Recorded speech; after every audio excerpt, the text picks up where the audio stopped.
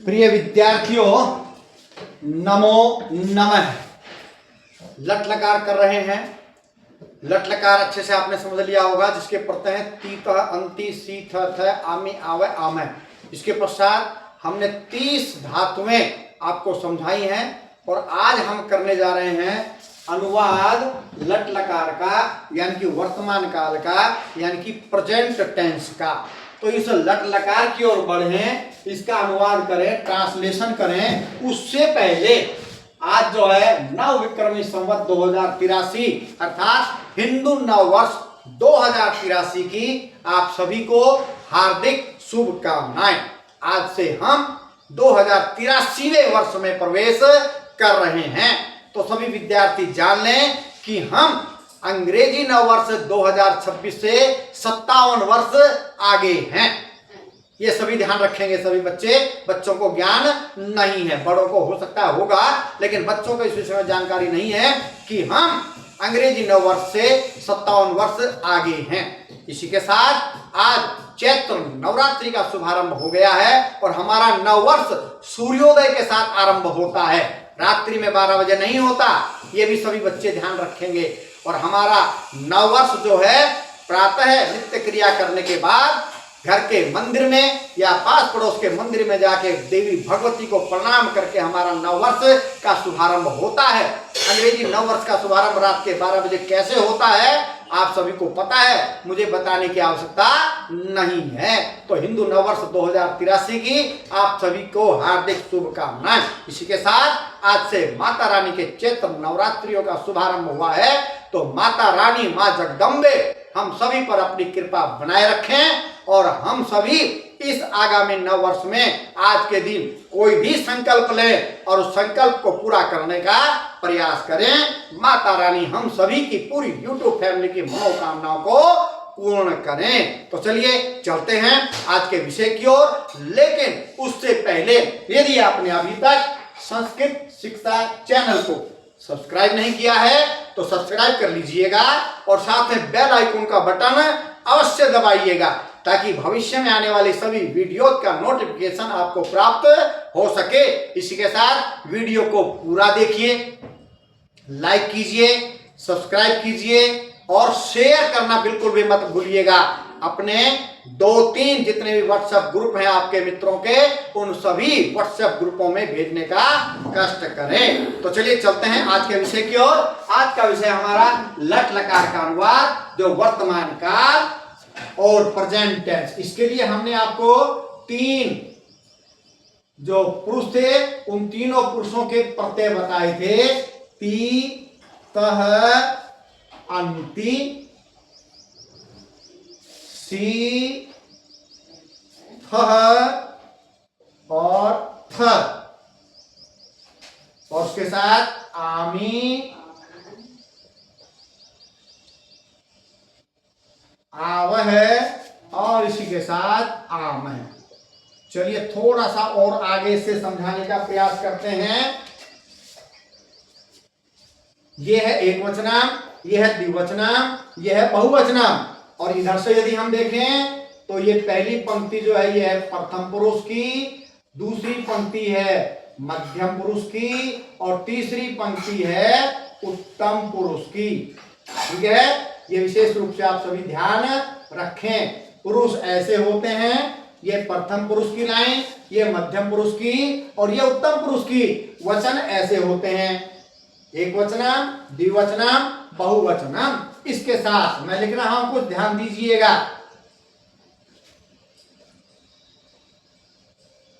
अहम, आवाम, वयम, ये 3 पद आपको हमेशा याद रखने हैं। क्यों? क्योंकि ये 3 पद ही हैं जो हमें बताते हैं कि ये उत्तम पुरुष हैं। उत्तम पुरुष एक वचन के में अहम, जिसके साथ हमेशा लट लकार में आमी का प्रयोग होगा। जहां पर अहम है वहां आमी आएगा, जहां पर आमी है वहां पर अहम आएगा। ये 2 प्रकार से आपको सहयोग करेंगे। अनुवाद तो मैं करवा ही रहा हूं, इसके साथ साथ रिक्त स्थान जहां पर भरने हैं वहां पर ये विशेष ध्यान रखेंगे आप जहां पर आमी है उसका रिक्त स्थान अगर इधर दिया हुआ तो अहम आएगा, अगर पहले अहम लिखा हुआ है आगे रिक्त स्थान दिया हुआ है तो वहां पर जिसके पीछे पद के पीछे आमी है वो पद आएगा। ये तो हुआ रिक्त स्थान। इसी प्रकार अशुद्धि संशोधन, अशुद्धि संशोधन में ध्यान रखिएगा जहां पर आमी है तो उसका क्रियापद आमी आएगा ही आएगा, और जहां पर आमी है तो उसका कर्ता अहम ही होगा, दूसरा कुछ नहीं हो सकता है एक वचनम में। इसी प्रकार से आप द्विवचन में समझे, इसी प्रकार से आप बहुवचनम में भी समझ लें। चलिए मध्यम पुरुष बढ़ते हैं। मध्यम पुरुष क्या है जी? त्वाम, द्विवचन युवाम, और बहुवचन यूयाम। त्वम का मतलब क्या है? तू। युवाम का मतलब क्या है? तुम दो। यूयम का मतलब क्या है? तुम सभी। तो हमेशा मध्यम पुरुष में त्वम के साथ सी आएगा, और जहां पर सी क्रियापद है तो उसका कर्ता हमेशा क्या रहेगा? त्वम रहेगा। यही रिक्त स्थान में और ऐसा ही अशुद्धि संशोधन में रहेगा। समझने का प्रयास कीजिएगा। युवाम के साथ थ के साथ हमेशा युवाम आता है, यूयम के साथ थ क्रियापद, और थ क्रियापद जहां पर है अंत में और उसका कर्ता क्या होगा? यूयम होगा। इन 6 पदों को आप बहुत अच्छे से याद कर लें। अहम, आवाम, वयम उत्तम पुरुष, अहम एकवचनम, आवाम द्विवचनम, वयम बहुवचनम। इसी प्रकार त्वम, युवाम, यूयम का बहुत अच्छे से याद कर लें। ये मध्यम पुरुष का त्वम एकवचनम, युवाम द्विवचनम और यूयम बहुवचनम होता है। लट लकार के अंदर हमेशा अहम के साथ आमी, आमी के साथ अहम, आवाम के साथ आवह, आवह के साथ आवाम, वयम के साथ आमह, आमह के साथ वयम आएगा। मध्यम पुरुष में त्वम के साथ सी, सी के साथ त्वम, युवाम के साथ थ के साथ युवाम, यूयम के साथ थ के साथ यूयम आएगा। इन 6 पदों को छोड़ करके बाकी जो कुछ भी बच गया, किसी व्यक्ति का नाम है, किसी वस्तु का नाम है, किसी स्थान का नाम है, किसी शहर का नाम है, किसी नदी का नाम है, किसी पर्वत का नाम है, कोई भी कुछ भी है, वो सब है संज्ञा पद। और वो संज्ञा पद क्या होते हैं? प्रथम पुरुष होते हैं। इसके अलावा संज्ञा के स्थान पर जिन शब्दों का प्रयोग किया जाता है वो भी प्रथम पुरुष ही होते हैं। जैसे राम पढ़कर घर जाएगा, राम पढ़कर घर जाएगा, और फिर वह बाजार चला जाएगा। वह का प्रयोग राम के स्थान पर आया तो वह भी प्रथम पुरुष है, और राम भी प्रथम पुरुष है। कौन सा वचन? एक वचन। ये ध्यान रखना है बस। एक वचनम के साथ आएगा ती, द्विवचनम के साथ आएगा कह, और बहुवचनम के साथ आएगा अंति, प्रथम पुरुष। इन 6 पदों को छोड़ करके बाकी सारे प्रथम पुरुष होते हैं। और यदि वो एक है तो वहां ती, 2 है तो तह, बहुवचन है तो अंति। लेकिन चलो हम समझाने के लिए यहां पर लिखते हैं, छात्र है, छात्रौ, छात्रा। ठीक है जी। और अब हम बनाते हैं 9 पद। 9 संस्कृत में पद बनाएंगे। ठीक है, 1 2 3 4 5 6 7 8 9। आप समझने का प्रयास कीजिएगा। ठीक है जी। और हम किससे बनाएंगे? पठ धातु के। किसके? पठ। पठ धातु जिसका अर्थ क्या होता है? पढ़ना। पठ, पढ़ना। कहीं से भी शुरुआत कर सकते हैं आप। यहां से शुरुआत करिए, यहां से करिए, यहां से करिए, यहां से करिए, यहां से करो, चाहे वहां से करो, कहीं से भी करो। पठ धातु का प्रयोग मैं आपको आज पूरी 9 पंक्तियों में सिखा रहा हूं। ध्यान दीजिएगा थोड़ा सा, आप बहुत अच्छे से समझ पाएंगे। सबसे पहले शुरू करते हैं हम उत्तम पुरुष से। ठीक है जी। उत्तम पुरुष, पहला वाक्य बनाते हैं हम, मैं पढ़ता हूं। ध्यान दीजिएगा, मैं पढ़ता हूं। मैं की संस्कृत आपको पता है क्या है? अहम। तो लिखिए अहम, ऊपर अनुस्वार लगाएं या न लगाएं, ऐसे लिखें चाहे ऐसे लिखें। यदि आगे स्वर है तो ऐसे लिखना है, अगर आगे स्वर नहीं है, व्यंजन है, तो ऐसे लिखना है। ये अंतर बता दिया मैंने। अब उसके बाद पढ़ता हूं, पढ़ने के लिए अब हमें क्या ढूंढना है, धातु। संस्कृत में पढ़ने के लिए किस धातु का प्रयोग होता है, 30 धातु में आपको लिखा चुका हूं, तो 30 के 30 का आप अनुवाद कर सकते हैं। आज मैं मात्र आपको पठ का बता रहा हूं, बाकी सब आप खुद स्वयं करके देख सकते हैं। पठ माने होता है पढ़ना। अहम, अहम के साथ लट लकार में उत्तम पुरुष एक वचन है अहम, उत्तम पुरुष एक वचन है अहम, अहम के साथ क्या आता है, आमी। तो पठ, पठ के साथ क्या लगा देंगे, आमी। तो ये लिखा हमने पठ, है में आ की मात्रा ठा, आगे जोड़ दिया मी, क्या बन गया, अहम पठामी। बताओ क्या कठिन है, बताओ क्या कठिन है, इसमें कोई कठिन है, बिल्कुल भी कठिनाई नहीं है। पता होना चाहिए कि अहम होती है मैं की संस्कृत, और पढ़ने के लिए धातु पठ, और अहम के साथ आता है आमी, तो बन गया अहम पठामी। अब पठामी के स्थान पर यदि लिखा हुआ है पठावह, तो आप समझ जाएंगे कि भाई अहम के साथ तो आमी आता है, पठावह गलत है। तो यह शुद्धि संशोधन भी हो गया, गलत को आप ठीक भी कर सकते हैं। इसी प्रकार मान लो अहम लिखा, आगे खालिस्तान देके ब्रैकेट में 3 पद दे दिए, पठामी, पठावह, पठामह, रिक्त स्थान भरिए जी, 3 पद दे रखे हैं। तो आपको यदि पता है कि अहम के साथ आमी आएगा, तो आप तुरंत उन 3 पदों में से पठामी, पठावह, पठामह में से पठामी यहां पर लिख देंगे, रिक्त स्थान की पूर्ति भी हो गई। तो 3 बातें एक साथ आपको सीखने में मिल रही हैं। लट लकार का अनुवाद, अशुद्धि संशोधन और रिक्त स्थान की पूर्ति, ध्यान से देखिएगा। चलिए आगे पढ़ते हैं। हो गया नंबर 2, द्विवचन में आ जाइए। मैं पढ़ता हूं, हम दोनों पढ़ते हैं, या हम 2 पढ़ते हैं, एक ही बात है। हम दोनों पढ़ते हैं। अब हैं 2 हिंदी में तो बहुवचन हो गया, इसलिए ऊपर बिंदी आएगी। ऊपर बिंदी नहीं है तो एक वचन है, ऊपर बिंदी लगते ही बहुवचन हो जाता है। हिंदी में यह बहुवचन है, संस्कृत में क्या है, द्विवचन, यहां का प्रयोग करेंगे। हम दोनों, अहम मैंने मैं, हम दोनों क्या बनेगी संस्कृत, आवाम। ध्यान रखिएगा, आवाम। पढ़ने के लिए धातु पठ, और आवाम के साथ क्या लगता है, आवह। तो ये पठ, में आती मात्रा था, और फिर आगे वह, क्या बन गया जी, वयम पठावह। आगे बढ़ते हैं नंबर 3, हम सभी पढ़ते हैं। एकदम सरल है, अब तो अभ्यास हो गया आपको। हम सभी, वयम, ये एक वचनम, ये द्विवचनम, ये बहुवचनम। तो हम सभी वयम, पढ़ने की धातु पठ। अगर हम सभी खेलते हैं तो खेलने की धातु क्रीड, क्रीड के आगे लगा देंगे आम है, क्रीडाम है। खाते हैं, खादाम है, उसकी धातु पता होनी चाहिए, उसके बाद ये प्रत्यय लगेगा। वयम पठ के साथ आम है, पठाम है, हम सभी पढ़ते हैं। आगे बढ़ते हैं नंबर 4। नंबर 4 क्या, तू पढ़ता है, तू पढ़ता है। अब तू की संस्कृत क्या, त्वाम, लिखिए भाई त्वाम।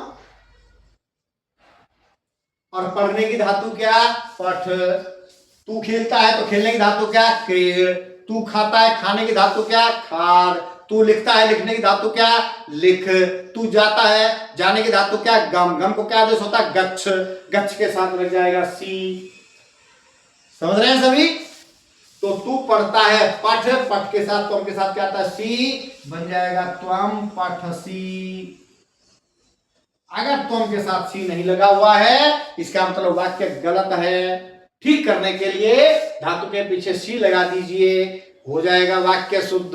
इसी प्रकार रिक्त स्थान में त्वम के साथ पठसी न लिख करके कुछ और लिखा है तो गलत है, और त्वम के साथ रिक्त स्थान में पठसी लिखा है तो ठीक है, रिक्त स्थान भी हो गया। चलिए बढ़ते हैं नंबर 5। तू पढ़ता है, यहां पर क्या आएगा, तुम दोनों पढ़ते हो, या तुम 2 पढ़ते हो। तुम दोनों पढ़ते हो।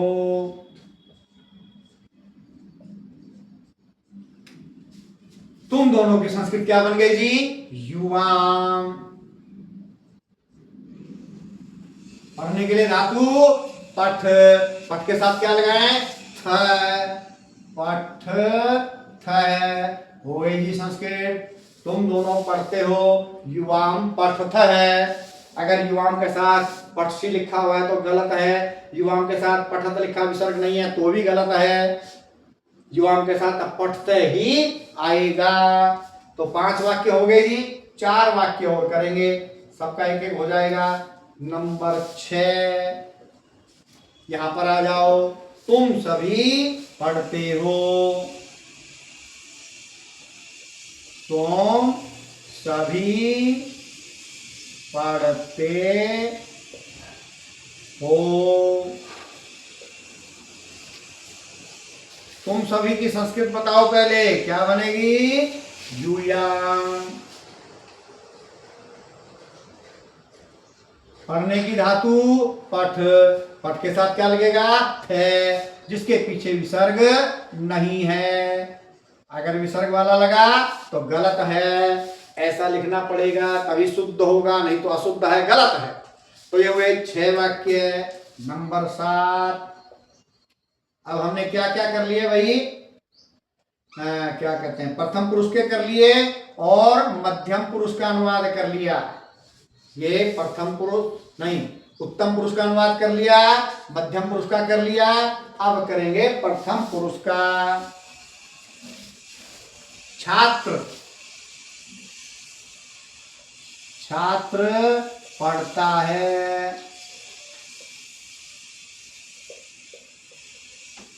तो छात्र की संस्कृत क्या? छात्र है।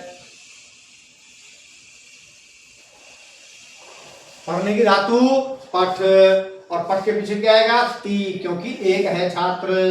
पठती।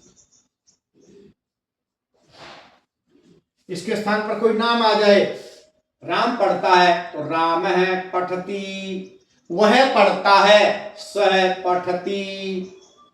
ठीक है, इन 6 अक्षरों को छोड़ करके बाकी सब क्या है? प्रथम पुरुष। चलिए नंबर 8। नंबर 8 दो छात्र पढ़ते हैं। दो छात्र पढ़ते हैं बहुवचन बिंदी आएगी, क्योंकि दो हिंदी में जो है बहुवचन हो जाता है। तो दो छात्र, छात्रौ, द्विवचन में क्या लगता है? त है। तो पहले लिखेंगे हम दो छात्र, छात्रौ, छात्रौ। पढ़ने की धातु पठ, पठ के पीछे क्या लगाएंगे? त है। क्या बन जाएगा? पठत है। दो छात्र पढ़ते हैं, वे दो पढ़ते हैं, तो वेदों की संस्कृत तऊ, पाठत है। ठीक है जी, आ जाइए अंतिम वाक्य आज का। आज का अंतिम वाक्य, सभी छात्र पढ़ते हैं। सभी छात्र पढ़ते हैं।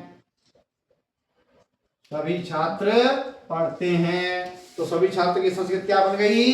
छात्रः। और पढ़ने की धातु पठ, पठ के साथ क्या लगाएं? अंति। क्या बन गया जी? छात्रः पठन्ति। वे सब पढ़ते हैं, वे सब की संस्कृत ते पठन्ति। तो आशा करता हूं आपको लट लकार का अनुवाद, कर्ता और क्रिया समझ में आ गया होगा। यदि इतना समझ में आ जाए तो बहुत कुछ समझ में आ जाता है, क्योंकि इसी से रिक्त स्थान हमको समझ में आ जाता है और इसी से हमें अशुद्धि संशोधन भी समझ में आ जाता है। तो आज के लिए इतना ही। एक बार फिर से आप सभी को हिंदू नववर्ष 2083 की एवं चैत्र नवरात्रि पर्व की हार्दिक शुभकामनाएं। जयतु सुर भारती।